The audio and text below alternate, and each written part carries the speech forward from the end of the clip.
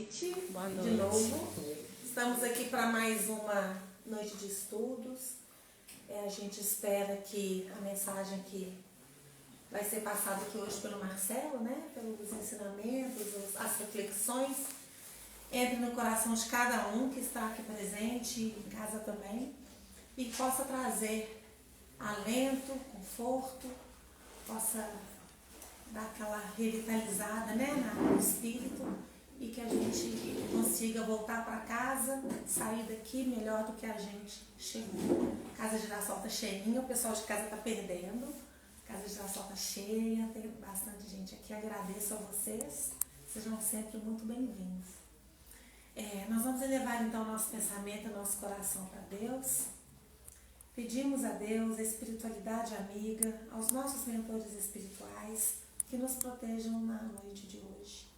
Que possamos aqui hoje aprender, refletir e guardar em nossos corações os ensinamentos do nosso querido Mestre Jesus. Que a gente possa voltar para as nossas casas melhores do que nós chegamos, mais fortalecidos, mais revigorados e com o coração cheio de amor. Que assim seja. Eu vou convidar o Marcelo para poder fazer parte conosco. Bem-vindo, Marcelo. Obrigado. Boa noite, pessoal. Boa noite. Desculpa aí, pequeno atraso.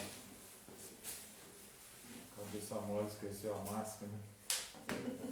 Eu sempre tenho máscara dentro do carro, mas eu esqueci que tinha acabado. Bom, Sempre pessoal, tem, mas não foi o caso de hoje. ainda bem que eu moro aqui do lado.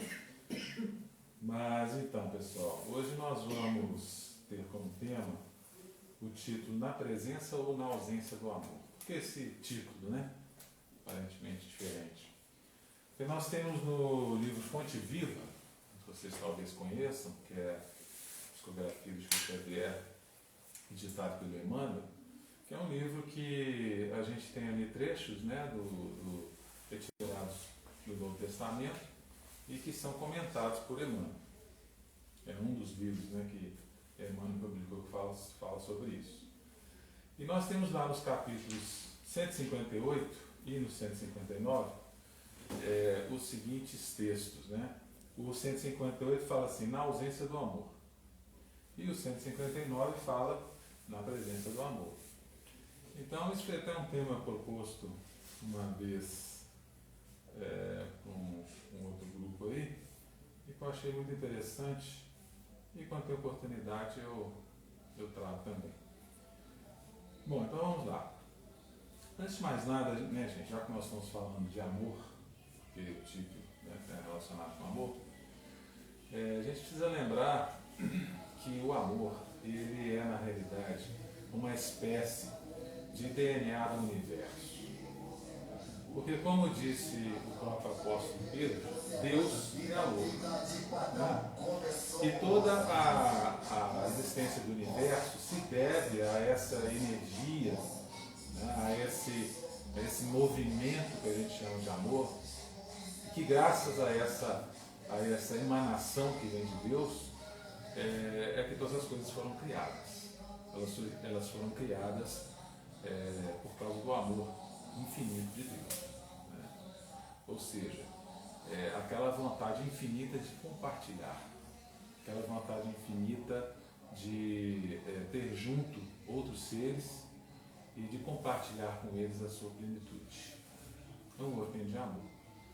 A gente pode pensar, né, comparativamente, lógico, numa escala bem pequena, para a situação de nós que somos, por exemplo, pais e mães.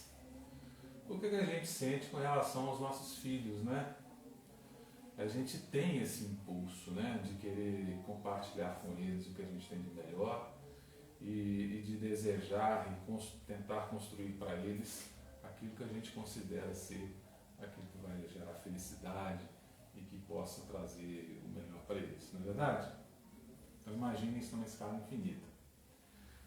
E além disso, né, a gente tem que lembrar que a nossa própria existência no universo, ela continua sendo possível, depois da criação divina, graças a esse mesmo amor. Porque essa energia divina que nós chamamos de amor, ela funciona como uma espécie de alimento para todos nós continuarmos existindo enquanto seres psíquicos no universo. Se o amor divino deixasse de existir, né, se essa emanação divina deixasse de existir, é como se nós fôssemos privados do nosso alimento psíquico profundo. Então a gente lembrar antes de mais nada disso. Nós estamos falando de uma coisa que vai lá na intimidade e na profundidade de cada um de nós, da nossa própria essência, da nossa própria essência divina profunda. Nós todos trazemos, ok? Na primeira epístola de João, no capítulo 4, versículo 11, João fala o seguinte para nós: se Deus nos amou desta maneira, também nós devemos nos amar uns aos outros. É uma consequência disso que eu falei agora, né? E João traz isso já na epístola dele, mostrando que se Deus nos amou dessa maneira, e se nós temos essa mesma constituição, então nós também devemos nos amar uns aos outros. É mais que natural que seja assim. E ainda, né, na mesma epístola, só que no capítulo 3, nos versículos 10 e no 4, versículo 20, ele fala assim: quem não ama seu irmão não é de Deus. Olha que interessante essa frase. Quem não ama seu irmão não é de Deus. Por quê? Porque se Deus é amor, para que a gente possa ser de Deus, a gente tem que amar. E depois fala assim: quem não ama seu irmão que vê, não pode amar a Deus que não vê. Então, às vezes a gente exalta a divindade e às vezes a gente, nos movimentos religiosos, procura louvar a Deus intensamente, buscando de alguma maneira na intimidade do nosso ser amá-lo de alguma forma. E o apóstolo João, ele fala para a gente: se a gente não é capaz de amar o nosso irmão que a gente está vendo, como é que a gente pode dizer que vai amar a Deus que a gente não vê? E aí a gente percebe que quando João faz essas colocações, ele coloca o amor ao irmão num critério para a gente verificar todas as coisas com relação à nossa postura, com relação à nossa própria atividade, na nossa própria busca naquilo que a gente chama de religião.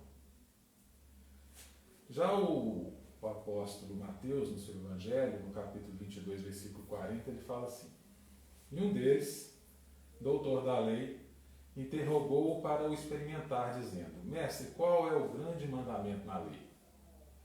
Todo mundo deve conhecer essa passagem.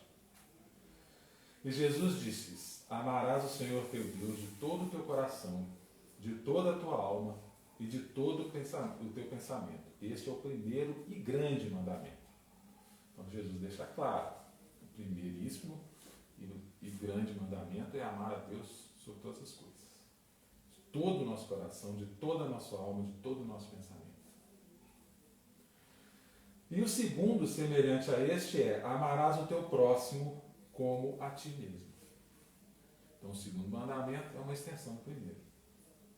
E como já disse João, né, na sua epístola, um não fica sem o outro. A gente não pode dizer que ama a Deus se não é capaz de amar o próximo. E se a gente ama o próximo, a gente ama Deus. Destes dois mandamentos dependem toda a lei e os profetas. Isso é muito interessante porque Jesus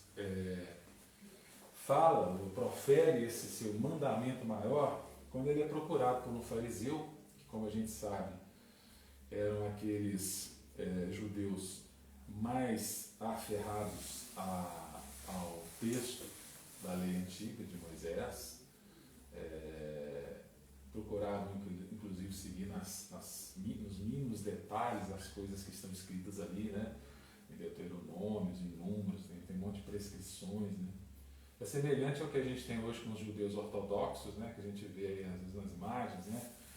Tadinhos, colocam as fitas enroladas de couro assim, uma caixinha na cabeça quando vai orar, os mandamentos assim por dentro. Então, semelhantes a esses. Aliás, o judaísmo moderno, rabínico, ele derivou justamente do antigo farisaísmo, né? Depois que houve a destruição do templo de Jerusalém no ano 70. Então, eles eram muito apegados à lei. E um desses fariseus chegou para Jesus e perguntou para Jesus: Jesus, qual é o maior de todos os mandamentos? Se referindo a toda essa lei antiga do Velho Testamento. E Jesus então responde dessa maneira. E é muito interessante porque ele deixa claro, porque isso era importantíssimo para qualquer judeu, como é até hoje, Deus no centro de tudo. Né? E o Deus único, o Deus absoluto. Né? Então Jesus deixa claro que o primeiro e maior mandamento é amar a Deus. Marcelo, só um minutinho. Estão pedindo para você falar um pouquinho mais alto. Mais alto? É. Nossa, eu estou falando alto, não estou? Estou não? É por causa da máscara aí, não escuta. Vamos tirar a máscara. Você me pediu para tirar também, né? Eu fui buscar essa máscara lá em casa. Tem que valer o sacrifício. Agora estou apegado. Né? Mas, vamos ver se melhora aí, vocês falam aí, tá bom? E quando ele profere o segundo mandamento e fecha dessa maneira, destes dois mandamentos dependem toda a lei e os profetas.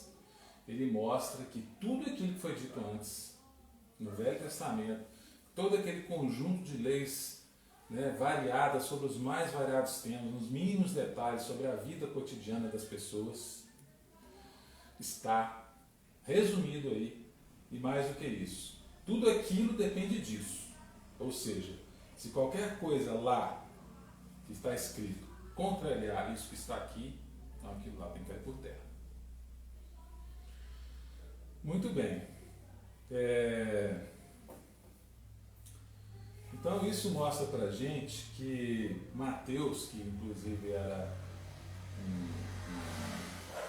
um judeu, né, era um dos 12 discípulos de Jesus, e que era um levita, ele procura ali realmente fazer uma conciliação, né, entre uma postura radical que não quer saber de nada do judaísmo e aquela outra postura que inclusive depois continuou até existindo entre cristãos, chamados judeu-cristãos, que procuravam seguir todas essas ritualidades e todos esses critérios e preceitos da lei antiga.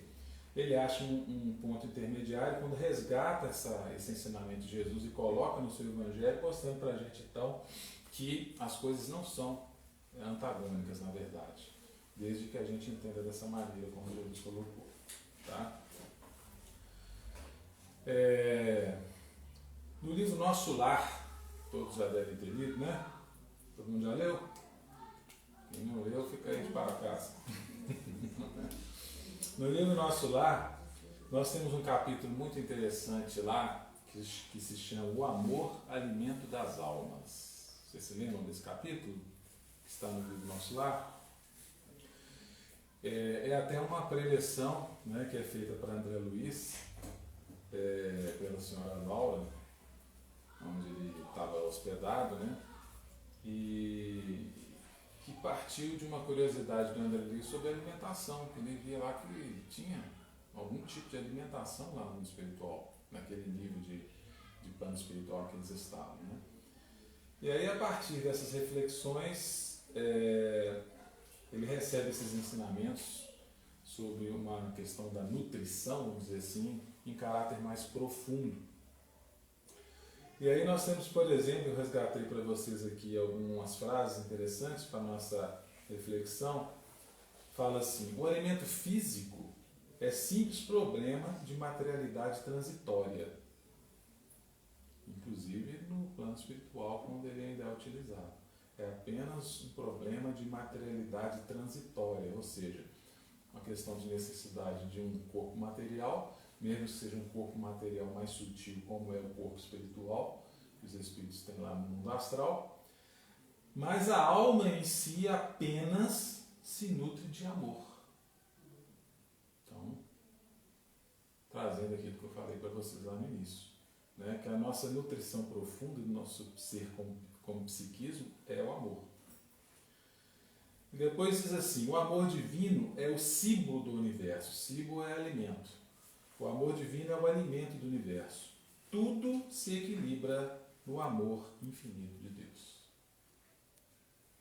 Então, esse universo infinito, com esses trilhões de estrelas, de galáxias, etc., temos isso perpassando tudo, seja para nós aqui, seres viventes do planeta Terra, seja em qualquer lugar que a gente viajar pelo espaço sideral, outros seres que a gente vai encontrar.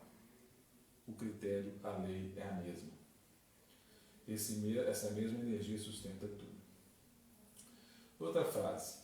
No fundo, o verme, o animal, o homem e nós, olha só, o verme, falou de um ser bem simples, um animal mais desenvolvido, o homem e nós, cada um de nós, depende absolutamente do amor. Todos nós nos movemos nele e sem ele não teríamos existência. Então, aqui também nós já comentamos. O amor é o pão divino das almas, o pábulo sublime dos corações. Pábulo é outra palavra bonita para alimento. Né? Pábulo sublime dos corações. O amor é o pão divino das almas. E ainda fala assim, o ensino evangélico do amai-vos uns aos outros, que nós acabamos de ler lá em Mateus, aconselhava-nos igualmente a nos alimentarmos uns aos outros, no campo da fraternidade e da simpatia. Olha que outra visão, outro aspecto, outro ângulo desse ensinamento de Jesus. O amai-vos uns aos outros, que é o segundo mandamento que Jesus colocou como resumindo tudo, ele também pode ser visto assim, que um convite para que nós nos alimentemos uns aos outros no campo da fraternidade e da simpatia. E se a gente for prestar atenção, realmente, todos nós temos essa necessidade, né? Temos a necessidade do convívio fraternal, né? Da amizade, de estar junto de pessoas que a gente gosta, que gostam da gente, não é mesmo? Todos nós temos essa necessidade. Quando uma pessoa quer ficar só sozinha, é porque ela está com algum problema, né? Ela está psicicamente enferma.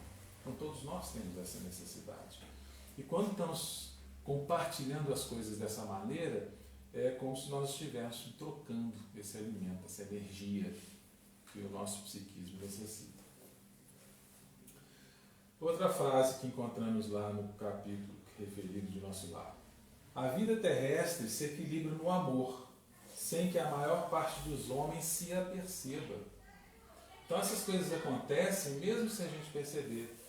Mesmo que a gente não esteja falando aqui desse amor mais sublime, desse amor mais ágape, mais desvinculado, menos egoísta, né? Mesmo que seja uma coisa de uma natureza mais terra-terra, ainda assim essa energia está circulando e está propiciando a sustentação de todos nós. E por fim, citando aqui uns últimos trechos desse capítulo de Nosso Lar, fala assim, a permuta magnética é o fator que estabelece ritmo necessário à manifestação da harmonia. Para que se alimente a aventura, basta a presença, às vezes, apenas de compreensão. Toda a estabilidade da alegria é problema de alimentação puramente espiritual. Então, quando nós nos sentimos alimentados nesse campo, a gente se sente em harmonia, a gente se sente em equilíbrio, a gente se sente bem. E da mesma maneira, quando nós damos esse alimento, né? Principalmente, inclusive, quando nós temos a oportunidade de dar, de deixar o amor sair de nós em direção ao outro. Então, são algumas ideias introdutórias que eu queria trazer para vocês, antes da gente entrar nos textos, né, que nós comentamos, que estão no livro Fonte Viva, nos capítulos 158 e no capítulo 159. Eu separei alguns pequenos trechos, depois vocês, se quiserem, podem ir lá no livro, né, Fonte Viva, e conferir os textos lá por completo, ok? Então, no capítulo 158, que tem por título Na ausência do amor, eu separei as seguintes frases. Se não sabes cultivar a verdadeira fraternidade, serás atacado fatalmente pelo pessimismo. Tanto quanto a terra seca sofrerá o acúmulo de pó. Então veja bem, só lembrando, né, que fraternidade vem do termo frater, em latim, que significa irmão. Então, quando ele fala de verdadeira fraternidade, é esse sentimento entre irmãos, né? De pertencimento, né? De uma mesma família, de compartilhar uma série de coisas, né? Também de herança, né? Etc. Então, pressupõe igualdade, respeito, alteridade, que é aquela capacidade que a gente tem de conviver com a diferença, com o diferente de nós. Tudo isso está envolvido na palavra fraternidade. E quando ele se refere a uma terra seca é uma terra sem água, né? E se está sem água, ele está sem o quê? Sem vida, concorda? E o acúmulo de pó, que ele se refere aí nessa frase, são camadas sucessivas dessa coisa seca. Né? Um pó nada mais é do que o acúmulo de muita terra seca e sem vida.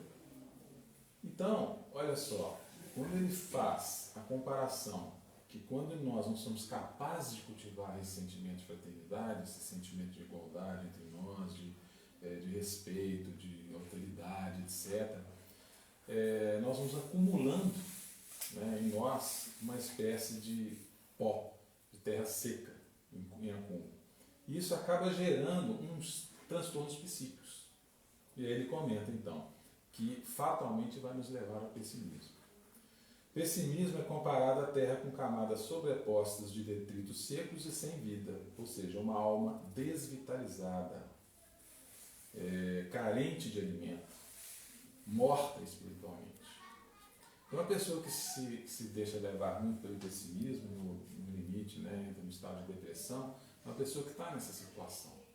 E aí a gente vê que, né, o que comenta aqui para nós o Emmanuel, que ele desenvolve nesta ideia aqui, é que isso tudo é fruto de todo um processo que vem antes, que foi essa incapacidade de viver isso que nós chamamos de fraternidade. Outra frase que eu destaquei aqui.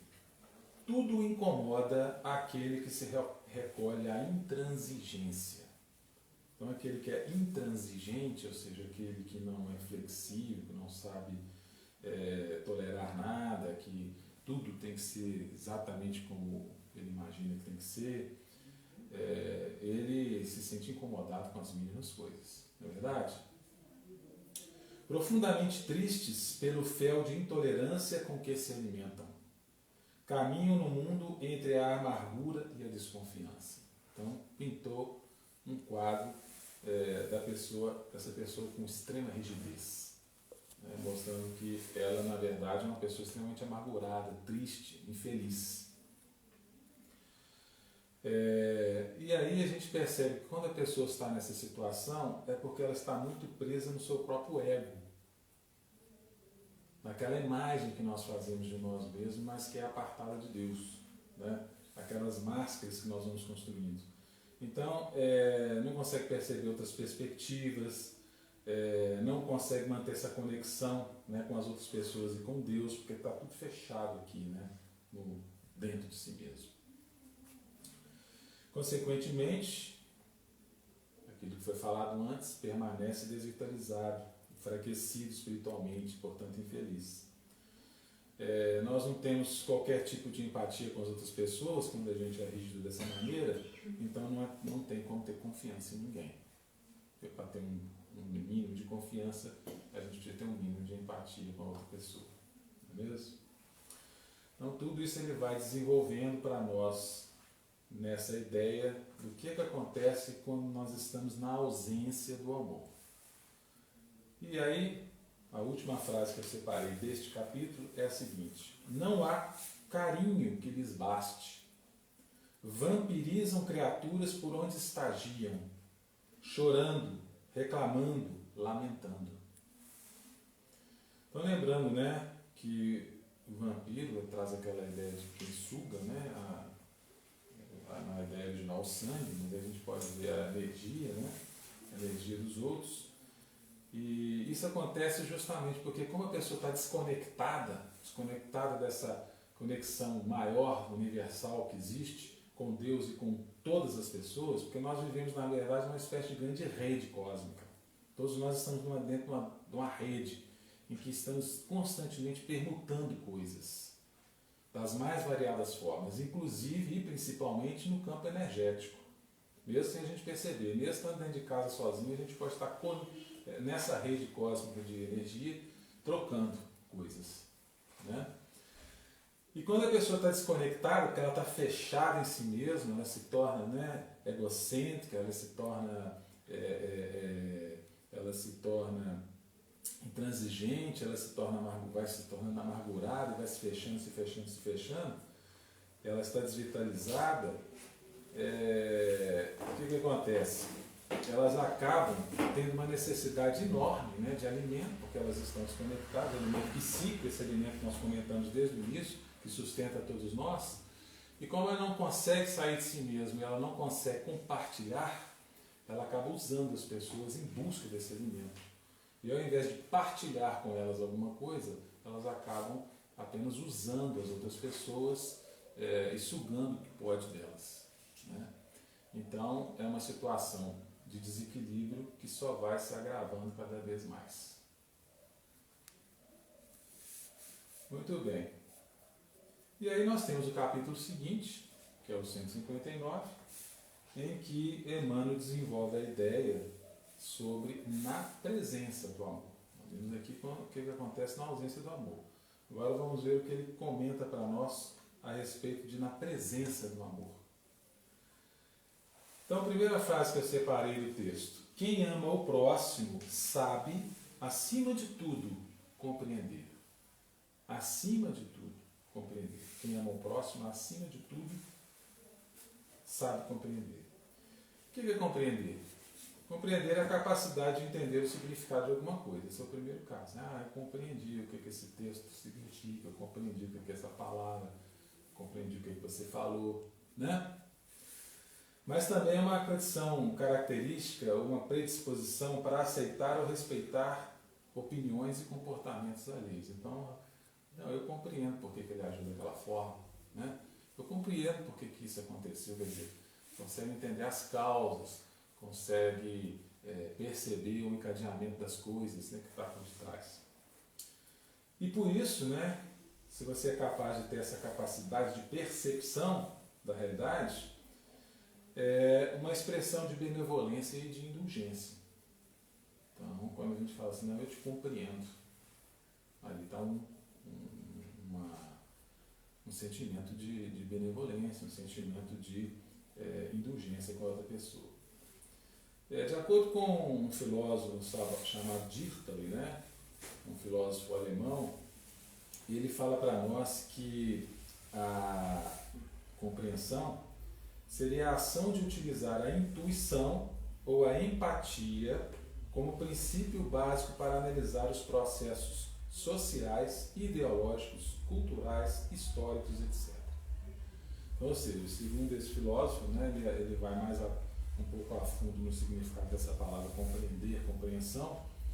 Ele mostra que essa capacidade de analisar esses processos todos, qualquer processo que acontece aí à nossa frente, né, entre as pessoas, né, e entre as coisas, sociológicos, ideológicos, culturais, históricos, etc. Essa capacidade se utiliza da intuição e da empatia. Então, quando nós somos capazes de utilizar essas duas forças, intuição e empatia, a gente consegue perceber e analisar as coisas de uma outra forma. Então, por isso está intimamente vinculado com a palavra amor. E por isso que Emmanuel falou que quem ama o próximo, acima de tudo, antes de mais nada, sobre qualquer coisa, sabe compreender. Porque tem essa capacidade de empatia, tem essa capacidade de entendimento, de percepção diferenciada. Outra frase que eu destaquei aqui do texto: quem ama o próximo sabe acima de tudo, não, isso eu já falei, quem compreende sabe livrar os olhos e ouvidos do venenoso visco do escândalo, a fim de ajudar ao invés de acusar ou desservir. Repetir. Quem compreende sabe livrar os olhos e os ouvidos do veneno visco do escândalo, a fim de ajudar, ao invés de acusar ou desservir. Então, lembrando, os ouvidos e os olhos são as nossas principais janelas de percepção, não é mesmo? A maior parte das coisas que chegam para nós vem através dos olhos ou dos ouvidos. E quando fala que quem é capaz de compreender, né, tudo isso que nós discutimos antes, quem consegue ter essa possibilidade de compreensão, consegue livrar as suas janelas da percepção de uma coisa que ele chamou de venenoso visco. Veneno, né, gente, é alguma coisa que faz mal, concorda? Pode até matar. E visco é uma coisa pegajosa, é uma coisa que gruda. Então, ele mostra para nós que somos capazes de isolar as nossas janelas da percepção de venenos que podem se fixar na gente e nos prejudicar, nos fazer mal. Né?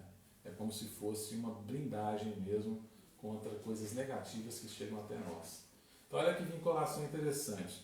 Ele relaciona a capacidade de compreender, ter essa empatia, essa intuição de perceber o outro de outros anos, de outras formas, faz uma relação entre essa capacidade de compreensão e uma espécie de vacina psíquica contra coisas negativas que chegam até nós. E, né, fala, venenoso visco do escândalo a fim de ajudar, do escândalo, a fim de ajudar ao invés de acusar ou desservir. Escândalo, né, gente, é um fato que contraria ou ofende sentimentos, crenças ou convenções morais. Escândalo não é só aquilo que repercute assim na boca das pessoas. Ah, cara, que escândalo que foi esse negócio, né? Mas escândalo é mais do que isso. Escândalo é alguma coisa que ofende sentimentos, ofende crenças, ofende convicções morais. Então, nós somos blindados dessas coisas negativas, né? E que ferem os sentimentos, ferem as crenças, ferem as nossas convicções morais. E fechando, né? Quem tem essa capacidade, quem está blindado dessa visão negativa, dessas percepções negativas das coisas, passa a ter a capacidade de ajudar, ao invés de ser aquele que vai acusar, criticar ou desservir. Capacidade de ajudar. Então, vamos ver no encadeamento das ideias. Né? Começa com essa capacidade de compreensão, começa com essa blindagem das nossas percepções do lado negativo das coisas, para chegar nessa possibilidade, então, de efetivamente conseguir ajudar os outros, o outro que está perto da gente. Outra frase que eu destaquei. Quem compreende sabe livrar os olhos do ouvido. Não, isso aqui eu já comentei. Enquanto nos demorarmos na escura fase do apego exclusivo a nós mesmos, encarceramos-nos no egoísmo e exigimos que os outros nos amem.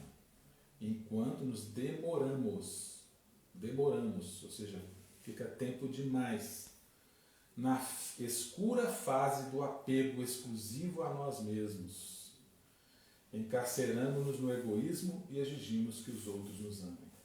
Então, quer dizer, demorar, ficar mais tempo do que o necessário, e uma fase, quando ele fala assim, escura fase é uma etapa, portanto, deve ser uma coisa passageira, não é mesmo?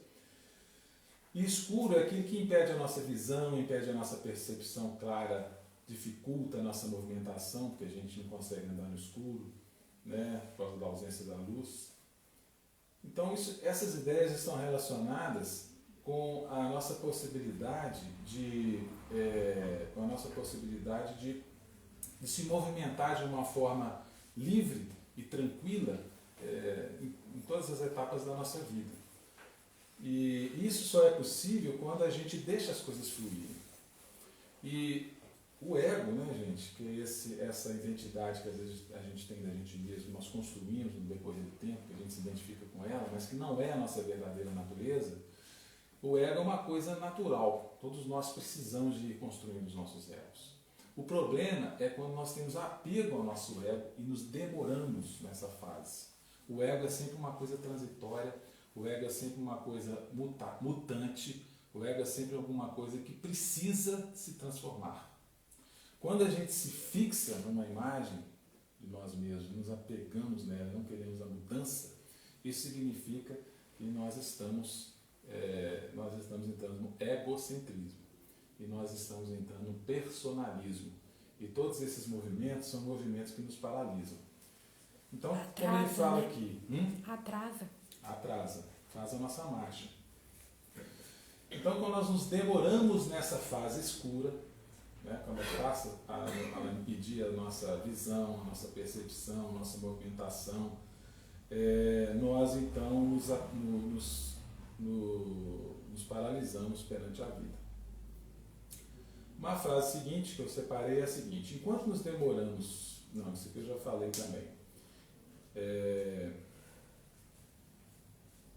Só lembrando aqui, né, mais um aspecto aqui que eu esqueci de falar desse trecho, é que o apego, né, ele falou assim no trecho, né, enquanto nos demoramos na fase escura do apego exclusivo a nós mesmos.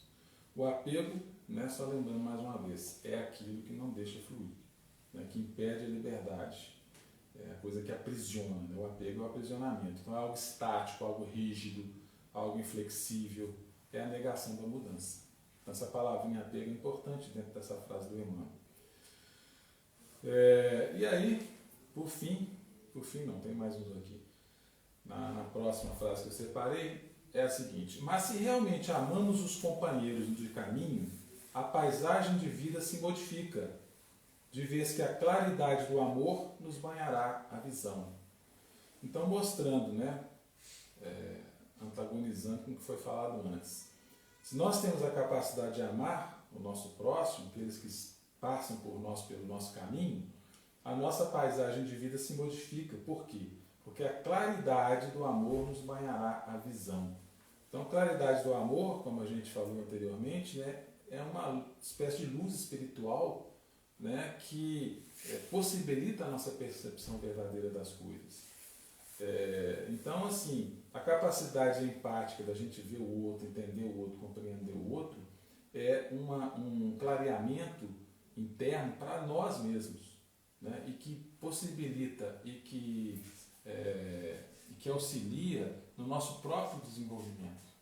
Então, a gente usa muito a palavra amor e a palavra compreensão como sendo uma coisa que é muito boa para o outro, porque eu estou compreendendo o outro, então se a pessoa está sendo compreendida, ela vai se sentir bem, é verdade, mas mostra para nós que o primeiro beneficiado de tudo isso é a própria pessoa, que é capaz de amar, que é capaz de compreender. Depois ele fala assim: a ofensa não mais te alcançará. Quem ama não se sente ofendido, pois a ofensa é um subproduto do nosso ego. Quando a gente se sente ofendido, é porque tem alguma coisa dessa estrutura que a gente construiu sobre a visão que a gente tem de nós mesmos, que se sentiu abalada. E como toda a estrutura do ego é uma estrutura artificial que nós construímos no decorrer da nossa história enquanto ser psíquico, nessa vida e junto com outras vidas também, ela é de certa forma frágil. Então não é difícil alguns elementos dessa nossa visão de nós mesmos serem abaladas. Dói, incomoda, né? Então não é difícil. Então quando nós nos sentimos ofendidos é porque é um sinal de que nós estamos muito mais para o lado do ego, né? Estamos muito aprisionados nesse ego. Quando a pessoa é capaz de ouvir críticas, observações, comentários e não se ofende, isso é sinal de saúde mental, né? Que a pessoa não tem esse aprisionamento no seu ego, do seu ego. Porque o ego ele precisa de se impor. Ele tem uma necessidade de se impor. Quando a pessoa está fixada no ego e ela não deixa essa mudança acontecer, as coisas fluírem na sua vida, a transformação acontecer, inclusive uma das frases mais tristes que a gente escuta às vezes na linguagem popular, nos ditados populares, assim, não, eu nasci assim, eu vou morrer assim, né? Não, eu fui criado dessa maneira e é assim que tem que ser. Então essas rigidezes todas, né, demonstram isso que nós estamos comentando. Então o ego ele precisa de se impor ideias, impor princípios, normas, valores, desejos, até desejos. pois sua fragilidade leva a uma atitude de ataque e de defesa. A ofensa ocorre quando a sua posição se sente ameaçada, fere sua dignidade, fere seus valores. Quando se ama de verdade, a ofensa sequer surge, simplesmente não existe. Então, quando Jesus ensinou para a gente lá na oração do Pai Nosso, Pai, perdoai as nossas ofensas, assim como nós perdoamos aos nossos ofensores, ou perdoai as nossas dívidas, assim como nós perdoamos aos nossos devedores. Jesus já estava reconhecendo a nossa dificuldade. Porque se a gente já tivesse num estado de mais equilíbrio mental, psíquico, de mais saúde mental, já pleno de serenidade íntima, a gente sequer se sente ofendido. Então, se a gente tem necessidade de perdoar o outro, significa que nós ainda estamos muito pequenos e que ainda tem muita coisa para desenvolver. E é interessante que ele mesmo assim coloca a medida, perdoar, e pede que Deus perdoe as nossas dívidas na mesma medida que eu sou capaz de perdoar o meu próximo. Se eu sou capaz de perdoar alguém, então eu tenho o direito, entre aspas, de pedir a Deus que perdoe as minhas ofensas. Mas acontece que Deus não se ofende com nada. Deus é amor puro. Todo esse processo acontece aonde? Dentro de nós mesmos. Por isso que no livro dos Espíritos está escrito, Kardec pergunta, onde está escrita a lei de Deus? E a resposta dos Espíritos é A consciência. Na nossa consciência. Então, dentro de nós mesmos. Então, o acusador e o juiz está tudo aqui dentro. Então, quando a gente sente a nossa consciência pesada, digamos assim, é porque nós estamos sendo o promotor que está apresentando a acusação. E o juiz, às vezes é um juiz até bem rigoroso, porque nós mesmos nos punimos das mais variadas formas. A gente se julga demais. E, por exemplo, é comum no plano espiritual uma pessoa está lá há alguns anos, quando a gente estuda a respeito dos mecanismos da reencarnação, uma das coisas interessantes que a gente estuda nesse tema é que os espíritos, depois de um certo tempo lá no mundo espiritual, isso nós estamos falando de espíritos como nós, do nosso nível evolutivo, eles começam a sentir um incômodo, eles começam a sentir uma coisa, ou se sentem meio deprimidos, ou muito irrequietos, eles ficam assim, passam por um período meio perturbados, por estarem alguns anos lá no mundo espiritual. E isso o que é? Isso são coisas do seu subconsciente vindo à tona, brotando. São necessidades de resgate de débitos que estão lá, assim, digamos assim, meio quietinhos e paralisados, que vai brotando. E aí chega um determinado ponto que isso vem à consciência, e aí eles chegam para os espíritos dirigentes e mentores e falam assim, pelo amor de Deus, me deixa reencarnar e deixa eu vir cego, leproso, pobre, tudo de ruim. Tamanha aflição para querer ficar livre daquilo. E aí os espíritos vêm, os espíritos diretores, os espíritos superiores que coordenam os processos, eles vêm então trabalhando tudo isso e vêm construindo todo um planejamento reencarnatório. Não, isso aqui você vai trabalhar agora, isso aqui você vai trabalhar depois, porque você tem que ser coisas que você dá conta de fazer, e vão estruturando tudo e tal, e aí a gente vem e reencarna com as melhores condições de sucesso. Então, que a gente saiba que essa reencarnação que a gente tem aqui é uma reencarnação que foi muito bem planejada para que nós tenhamos sucesso. Então, a gente poderia dizer que a gente não tem direito de reclamar nada, porque poderia ser muito pior. Poderia ser muito pior a nosso próprio pedido. Só que a turma falou assim, pera lá, devagar com andou por santa de barro. Bom, mas então, continuando aqui, quando a gente então está nesse estado de capacidade de estar com esse sentimento de amor, essa capacidade de compreender, de perceber as coisas de outra forma, nós não sentimos sequer ofendidos. Tá? E aí o que acontece? Outra frase: aprenderás a ouvir sem revolta e cultivarás a ajuda ao adversário. Ouvir sem revolta é a percepção que está sob a luz do amor. Então, se a gente não surge a revolta, que seria o fruto do escandalizar, que a gente falou anteriormente, ou seja, de sentir feridos os nossos sentimentos, nossos valores, né, etc.,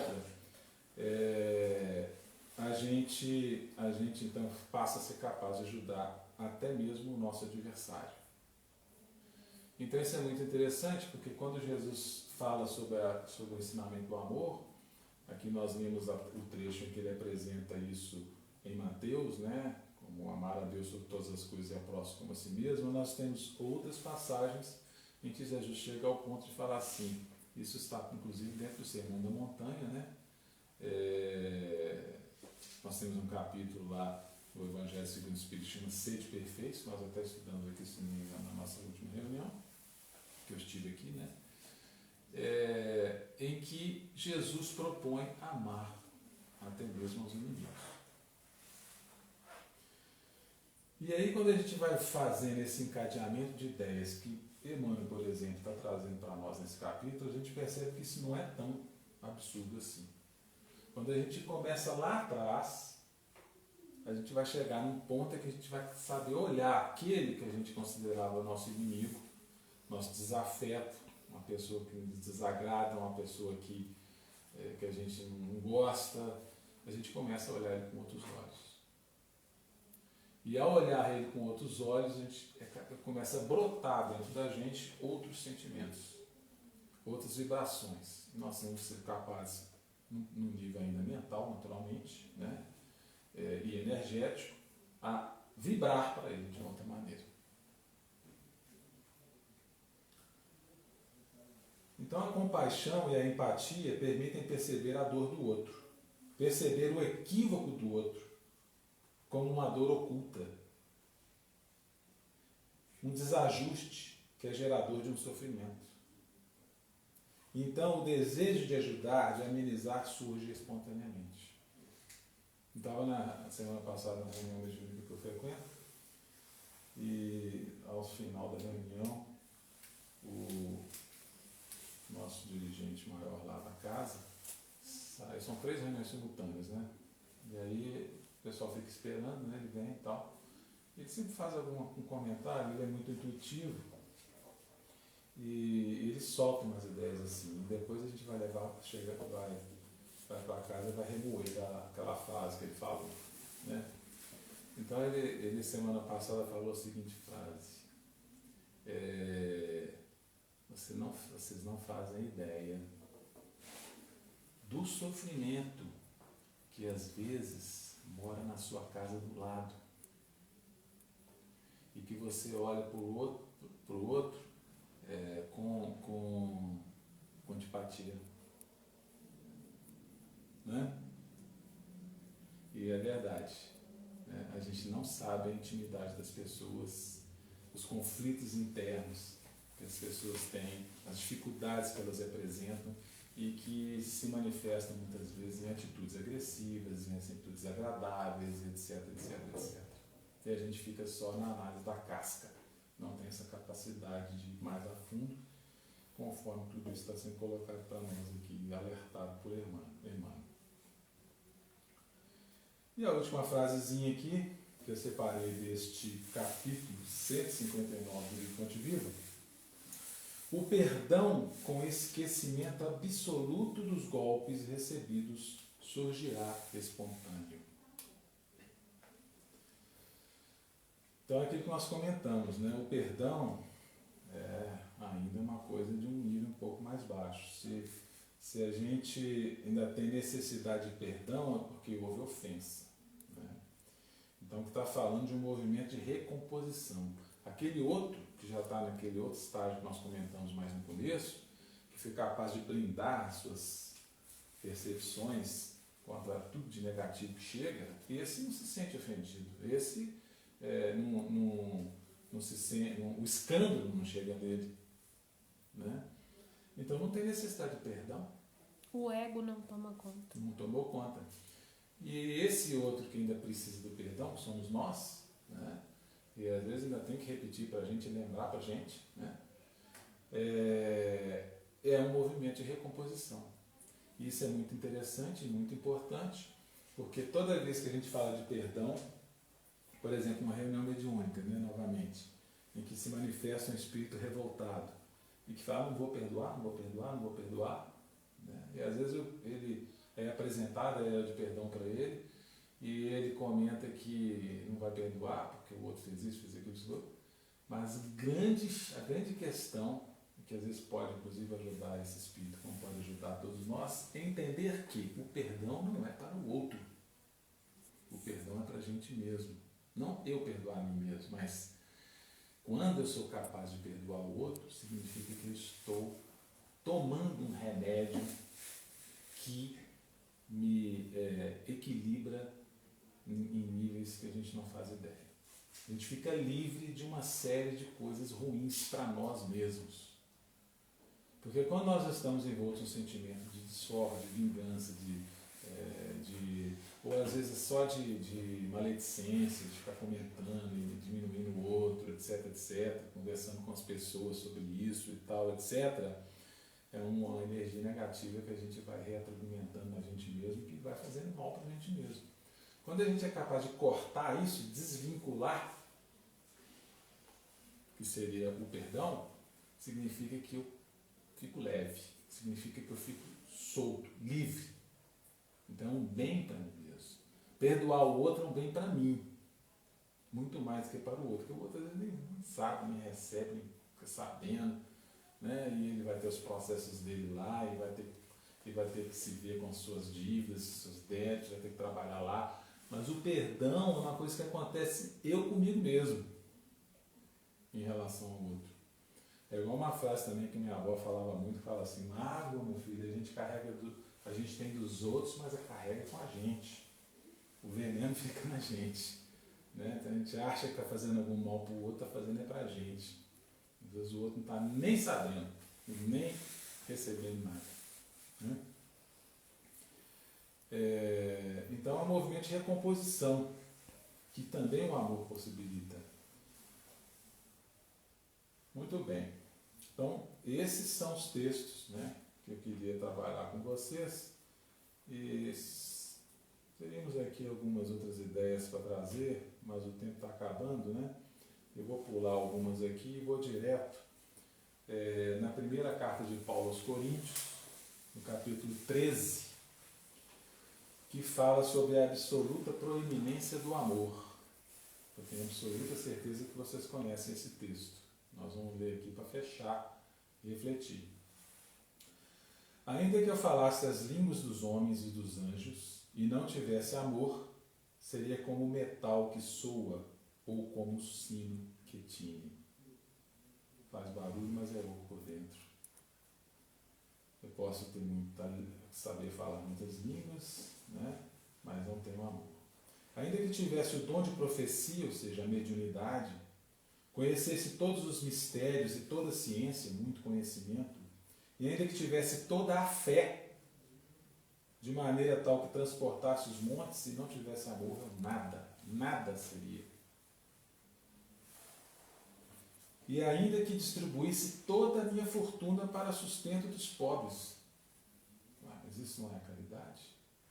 E ainda que entregasse o meu corpo para ser queimado, e não tivesse amor, nada disso me aproveitaria. Mostrando que às vezes você pode dar tudo que você tem e ainda assim não ser a caridade, porque a caridade é o amor em movimento, né? É a melhor definição que a gente tem de caridade. Tudo isso tem que ser feito com essa energia circulando. Se essa energia não está circulando, então é vazio. O amor é sofredor, é benigno. O amor não é invejoso, o amor não trata com leviandade e não se ensoberbece. Não se porta com indecência, não busca os seus interesses, não se irrita, não suspeita mal, não folga com a injustiça, mas folga com a verdade. Tudo sofre, tudo crê, tudo espera, tudo suporta. O amor nunca falha, mas havendo profecias serão aniquiladas, havendo línguas cessarão, havendo ciência desaparecerá. E aí então, né, todos nós que nos dizemos espíritas e que, portanto, nos dizemos cristãos, temos que lembrar que aceitar Jesus é aceitar o caminho do amor. É aceitar que o amor é o processo transformador e é o processo capaz de nos trazer a felicidade. Então, durante a nossa vida, que a gente tenha sempre essa lembrança, porque nós somos muito pequenos ainda, temos uma enorme dificuldade de lidar com as situações, de lidar com os problemas que aparecem para nós, de lidar com os nossos relacionamentos, de conviver com a diferença e assim por diante. Então, que a gente se lembre disso para que a gente comece a exercitar essa energia dentro de nós aos poucos, né? Começando nas coisas pequenas da nossa casa, começando com a nossa esposa, com o nosso marido, com os nossos filhos, desenvolvendo a capacidade de tolerância, de enxergar com outros olhos, de perceber outras perspectivas, porque, como disse a mensagem do Emmanuel, logo na primeira frase desse capítulo 159, quem ama, acima de tudo, compreende. Né? Obrigado, pessoal.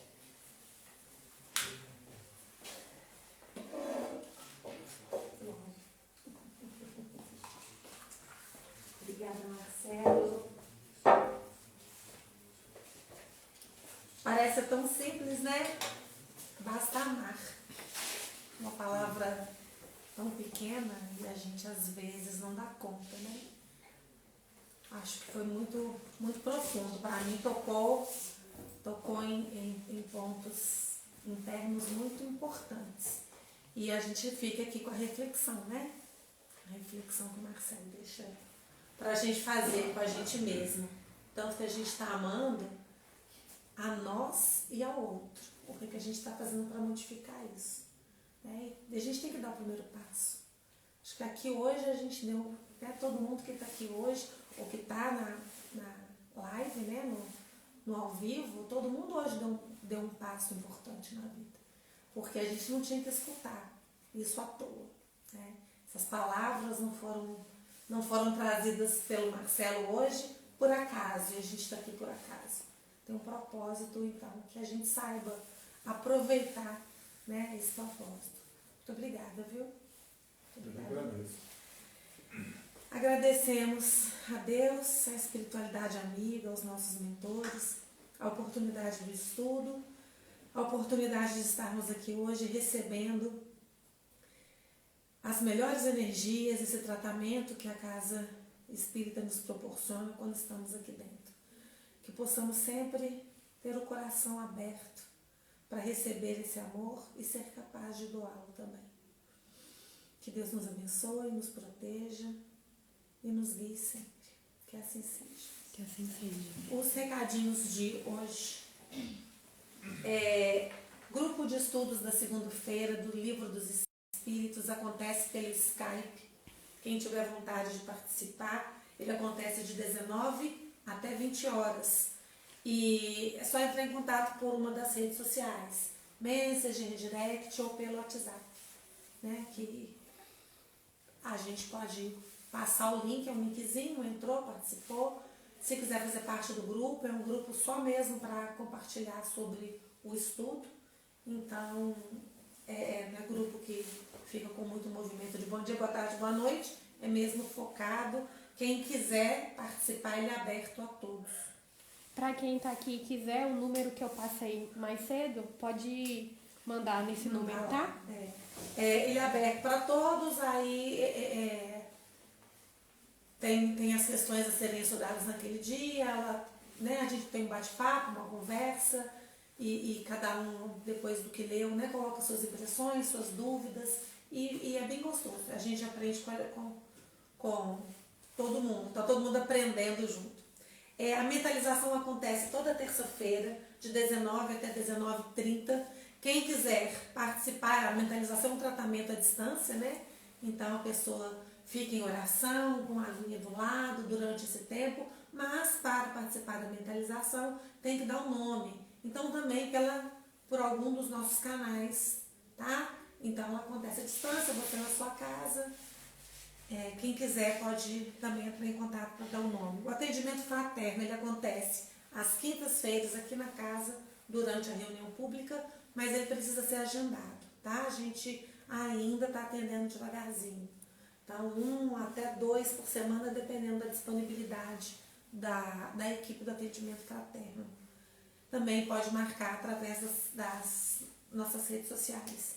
Quem lembrar, né, gente, ou quem está em casa, ou quem vier aqui, trazer a garrafinha de água para poder deixar aqui para fluidificar. No final leva para casa, essa aguinha você tomar um golezinho todo dia, ou dissolver lá no seu filtro e fazer uso dela, né? É bacana para a nossa parte interna, né? Para acalmar, curar as nossas dores internas, né? Os nossos anseios, as nossas aflições. Então, quem está em casa também pode deixar, né, a garrafinha de água aí perto do aparelho e você está prestando atenção, está concentrado e a espiritualidade, ela cuida de fluidificar com as energias que a gente precisa, né, nesse momento. Então, coloca seu nomezinho, deixa na mesinha, no final leva para casa para fazer uso dele, tá bom? Então é isso, muito obrigada. O livro. Os livros. Pelos destaques no Instagram, tem alguns livros espíritas disponíveis. Quem quiser adquirir, o dinheiro é revertido para a Casa Girassol. Então é só entrar no Instagram, olhar nos destaques e se interessar, entra em contato também. Mais algum? O bazar. O bazar está aberto. Eu esquecendo do bazar, e olha que eu anotei, hein? Fico lembrando. O bazar está aberto toda quinta-feira. A partir de 17h30, como a gente está funcionando com a reunião pública aqui na parte de cima, a gente encerra ele por volta das 19 horas.